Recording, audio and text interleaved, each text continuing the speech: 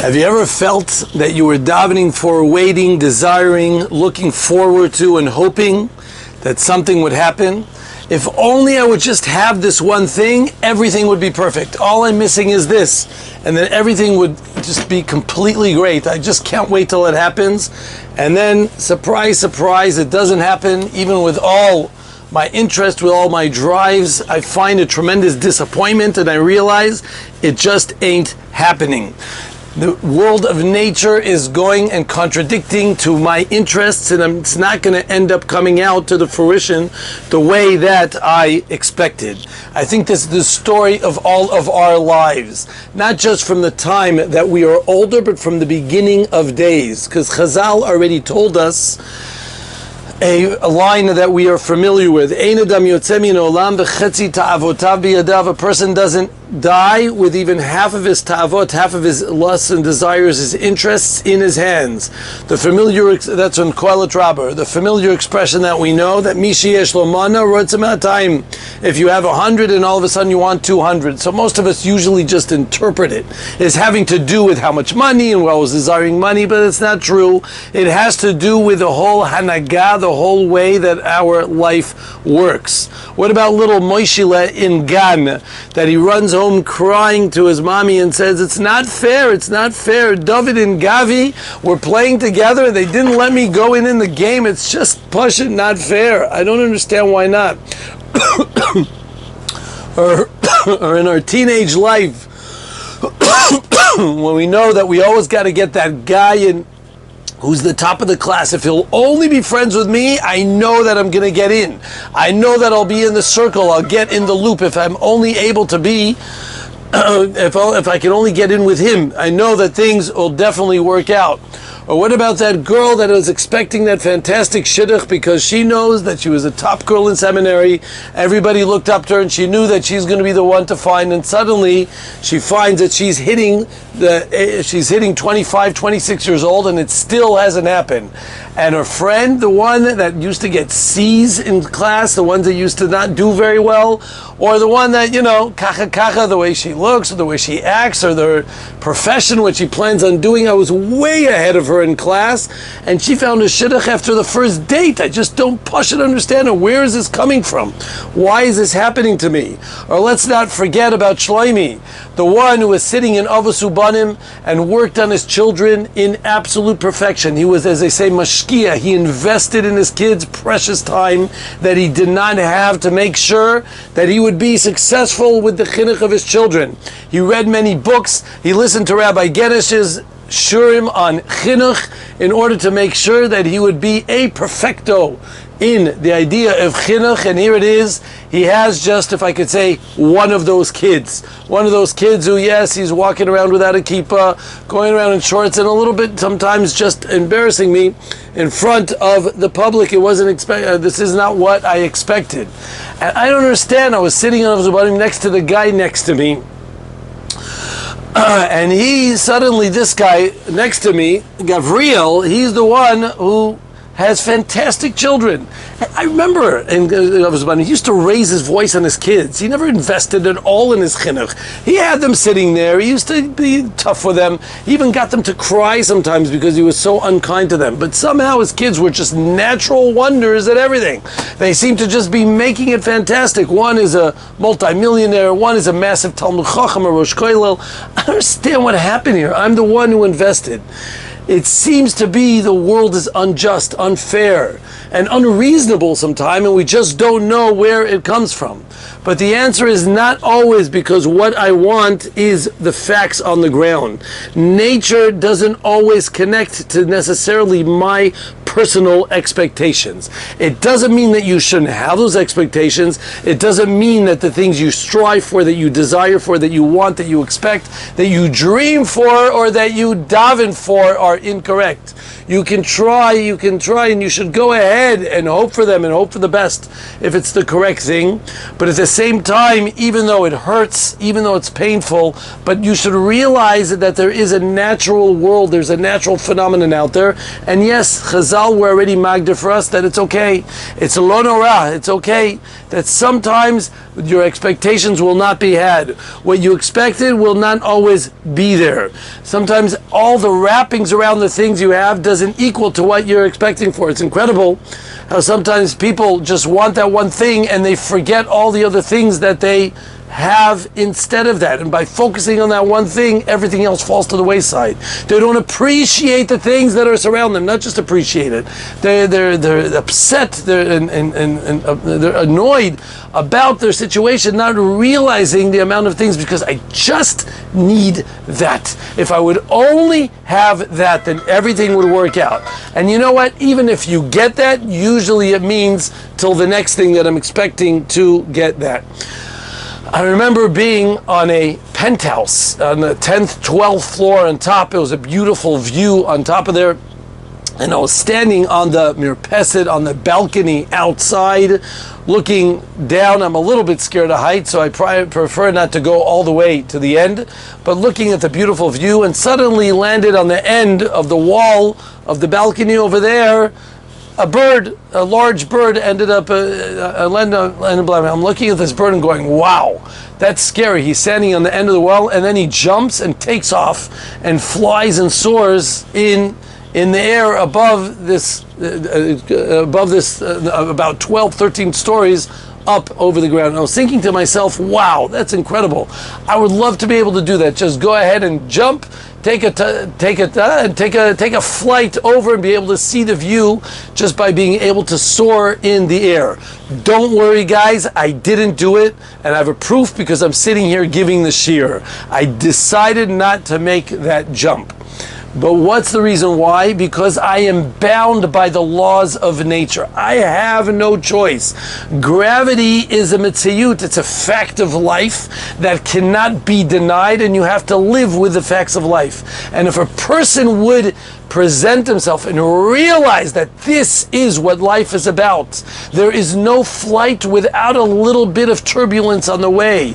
There is no life without a few disappointments in the way.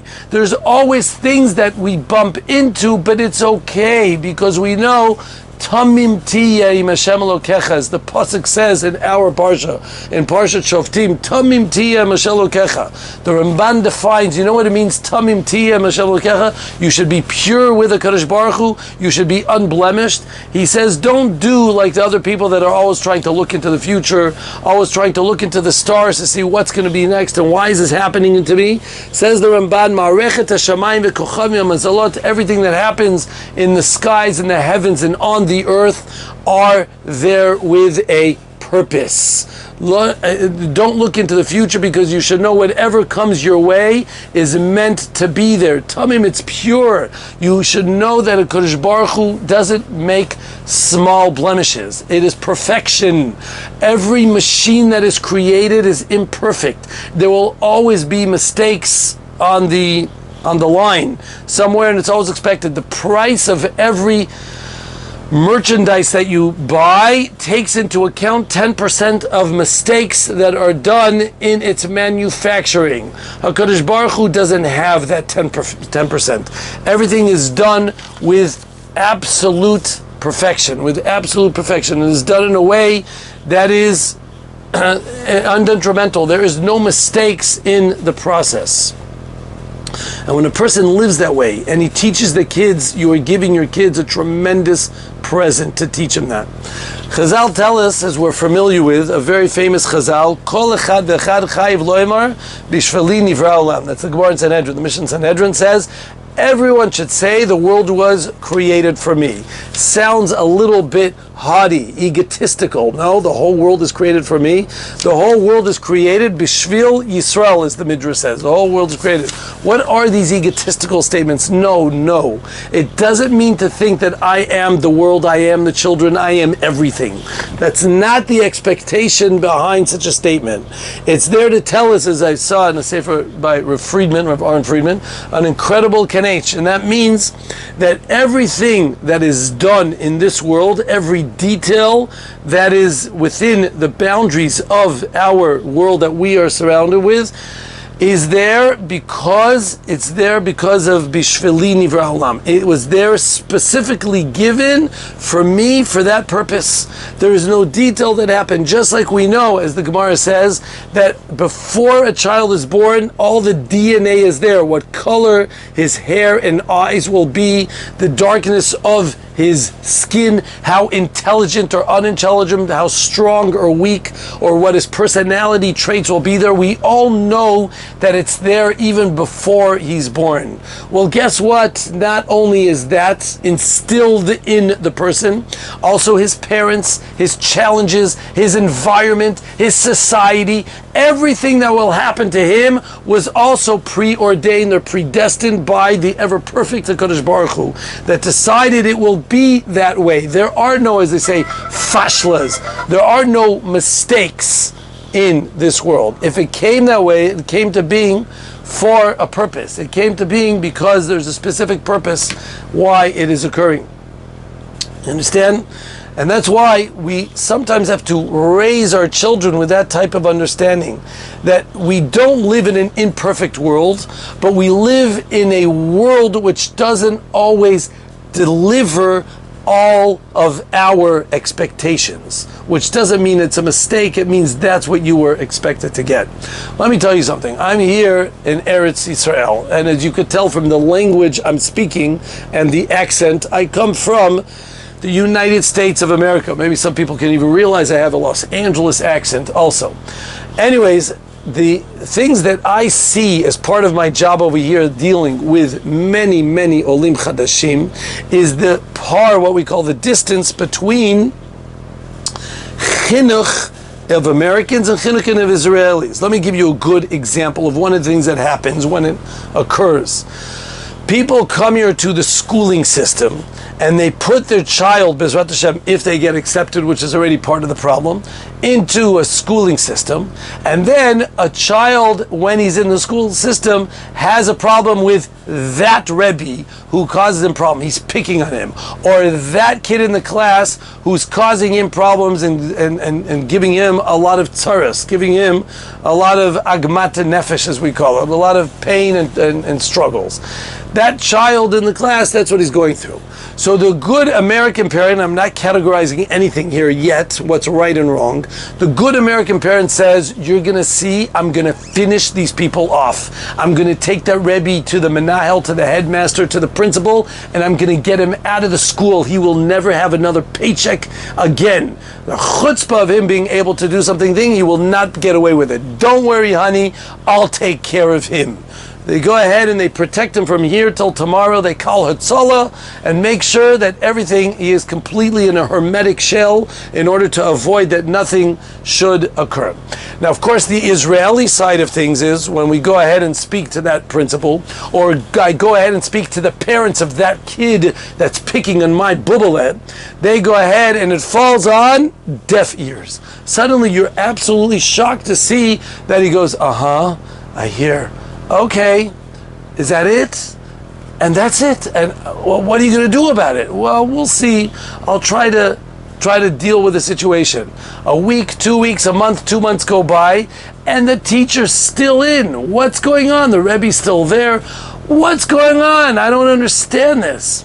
Well, because in the American circles, the Shita is a little bit more to protect him, to make sure he's in a hermetic shell, to make sure that he's protected and he's loved, the affection is there. And in the Israeli shell, sometimes, or more or less, they want to raise him up a rough kid, make sure that he's not going to grow up a wimp, make sure he's going to know how to deal with real life as we know it, etc., etc., etc. I am telling you an observation. I'm not telling you as of yet what's right and wrong. So you ask me what is right and wrong? The answer is they're both right, or if I could say they're both wrong. They both have mistakes on their agenda, even though they're both correct, so to speak. That was a good rabbinical answer, right? It depends. But the answer is like this. The real way that you are supposed to present yourself to this Talmud, to this child, is to be empathetic, to understand him, give him a shoulder to cry and let him know he's listened to 100% al derech, similar to the American way.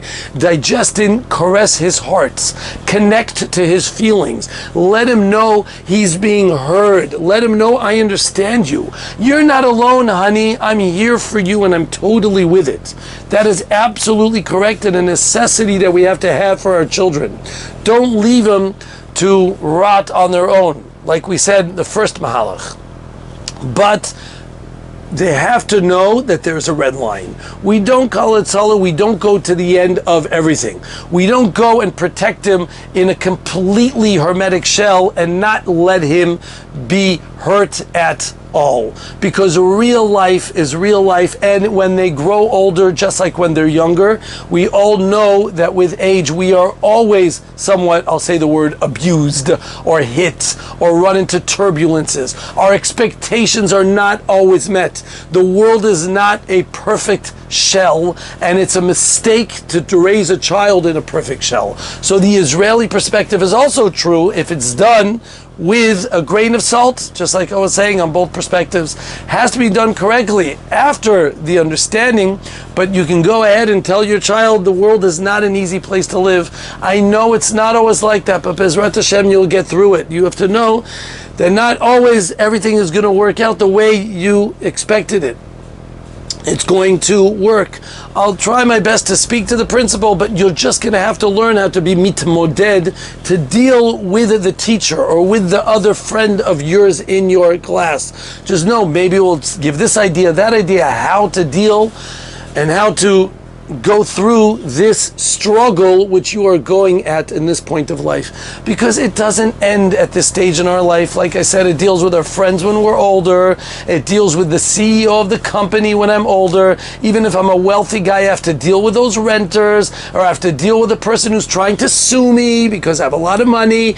Everybody has those inhibitions, and of course it happens when we get married also. You're not preparing any child for marriage if every time he falls on the floor you hit the floor and go, bad floor for hurting me. No, the floor is not bad. You got hurt, get up and start taking those steps and strides again, and you can pick yourself up and do it again. That is the proper chinuch, how we have to go ahead and raise our child, how we have to treat them and treat us. The biggest present you can give your child is not a shopping spree at Toys R Us. It has to do with how we raise them to understand what life is really about. Of course, together with the love and affection, and I'm here with you, and the hand around his back to know that I'm with you and you're not alone.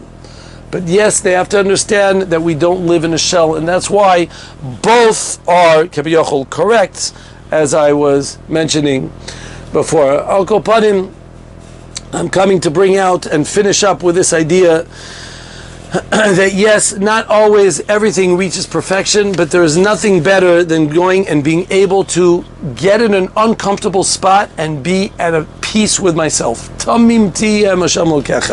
be at peace, to know, because it's a delivery straight from the Ribono Shel Olam.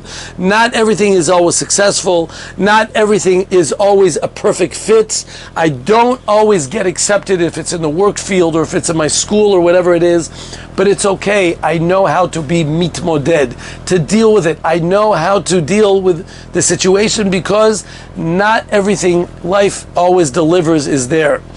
I will end with a line, a beautiful line, which I one time heard from Reb Chaim Shmulevitz, and I can never forget it.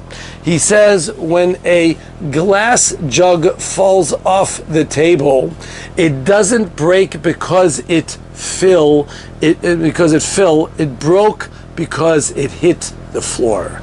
The objective of every fall is to avoid hitting the floor. We all fall. The question is just, how do we deal with it? Do we understand this is hand-delivered? Do we understand that it's coming from a place that's just as fine as when the good things happen? Do we know that these are the facts of life? And just like I know how to deal with the laws of nature, Bezrat Hashem, I will also know how to deal with these troubles that are sometimes delivered and hand-delivered, hand-to-mouth to me from the Ribono Shel Olam. Shabbat Shalom.